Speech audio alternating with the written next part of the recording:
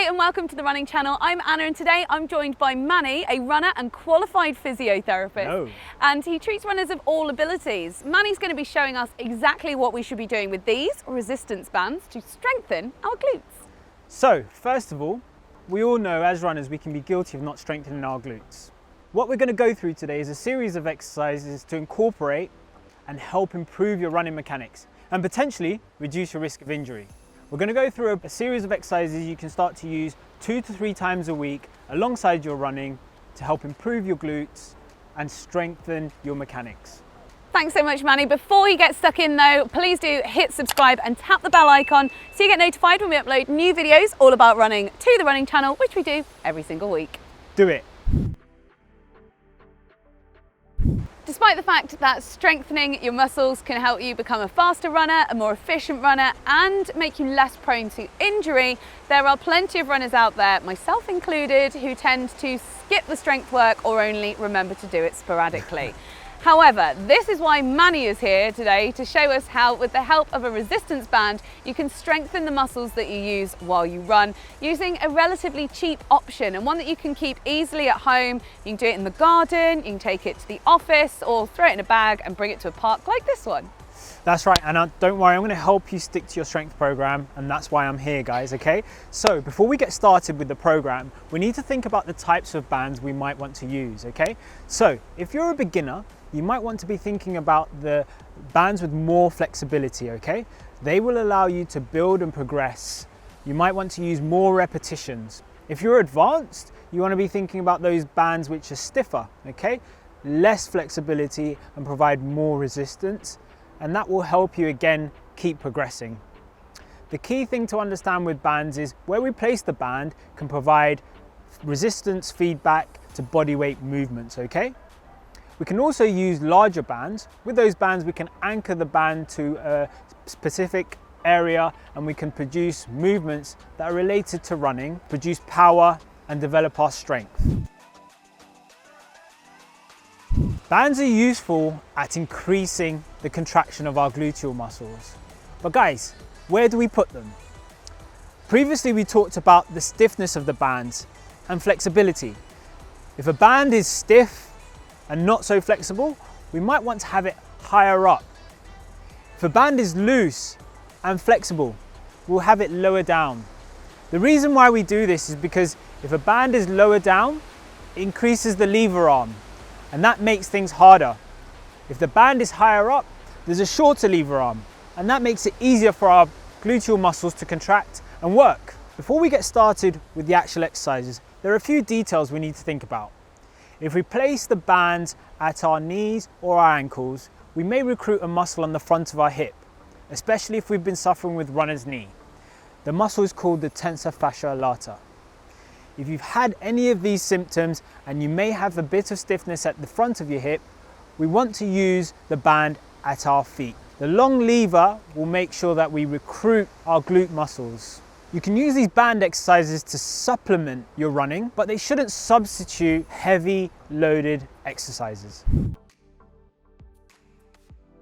So Manni, can you talk us through some of the best moves for runners to do with resistance bands? Of course I can. First of all, we're going to start with banded side steps.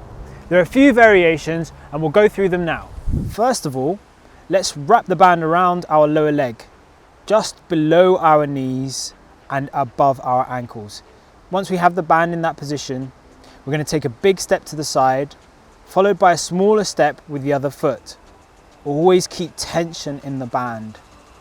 As you take those steps, you want to ensure that the band stays nice and stiff. Once you start to feel a warm sensation in your glutes, you would have done enough. Make sure that sensation is equal on both sides. Take steps to one direction and then to the other, keeping the steps equal in both directions. This will be similar with most of the band exercises we go through. One last tip, ensure your feet are parallel and your toes are facing forward. A key thing I always find, people turn their heels inside and their toes turn out. Try not to do this. Banded side steps with a mini band higher up. Remember what I said about the bands being stiffer? So these bands with more resistance you're going to place around your thighs, just above the knee, With these bands, we're going to take steps sideways using our abductors, our glute maximus and medius, without rotating our hips. Keep the band taut during the entire duration of the movement. Keep your back straight. Keep your toes pointing forward at all times. And don't forget, once you start feeling that warm sensation in your glutes, that means you're really starting to work them.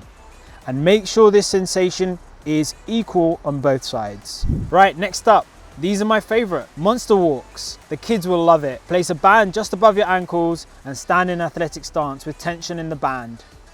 Take a large step forward out diagonally with one leg. Then repeat with the other leg, always maintaining tension in the band. Return back, going backwards with toes down first, then heel with each step. Here are a key few pointers to not do. Don't lean forward and don't go onto your toes. I find people lose balance and consistency. The key thing with this movement, keep it smooth and controlled. If one leg is stationary and fixed to the ground, you need to be nice and strong and stiff with that leg. The other leg comes in and out as the movement progresses. Knee opening with a band. Knee openings recreate some of the movement we need when we run, and they maintain the knee window, which is the gap between your knees. What you need to do is place a band just above your knees and stand with your legs shoulder width apart. The band should be taut. Bend the knees slightly and let them fall in towards the midline. Then pull the knees out to bring them back over your feet. Again, keep the sole of your foot fully in contact with the floor. Now we're on to knee opening with one leg. This is the progression, same as we did before. Place a band just above your knees and stand with your legs shoulder width apart. The band should be taut. Bend the knees slightly and let one knee fall in towards the midline. Then open the knee out to bring it back over your foot. If you're new to this, you can alternate sides. If you don't feel anything or you're advanced, you can do single leg. Remember, we want to ensure that you feel a warm sensation in your glutes. Hip abductions. This variation of exercise challenges your balance and will recreate the movement at your hip that directly recruits all your gluteal muscles. Stand with your feet together with a band at knee level and transfer your weight to the supporting leg. Avoid rotating your hip or bending your back as you lift your leg away from the other. This is called abduction. You want to ensure you lift your legs sideways away from the midline. Come back to your initial position and repeat the exercise. Don't forget, you want to feel that warm sensation in your glutes. Hip extensions. This replicates the position we achieved during running and can really improve the ability to achieve triple extension. Attach a mini band around your ankle. Stand holding the back of a chair or tree if needed. Lift your leg up behind you while keeping your back straight and look directly ahead of you. Don't forget, you need to ensure you do enough repetitions so you start to feel that warm sensation in your glutes. Once you do, switch over to your other side. If you feel a warm sensation in your glutes because your band is stiffer, alternate sides. Do one side after the other. Manni, thank you so much. That was so useful. Couple of final questions for you. How often should we be doing this and when is the best time to do it? First of all, Anna, I just want to say thanks for having me on the running channel. Those questions are really important. What we need to think about, and I would recommend, is we do these drills twice a week before we run.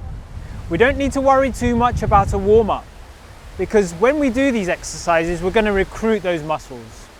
And on another note, guys, if you have physio-related questions, just leave them in the comments below and I can go through them next time. And while you're here, don't forget to subscribe to the running channel and we'll see you next time.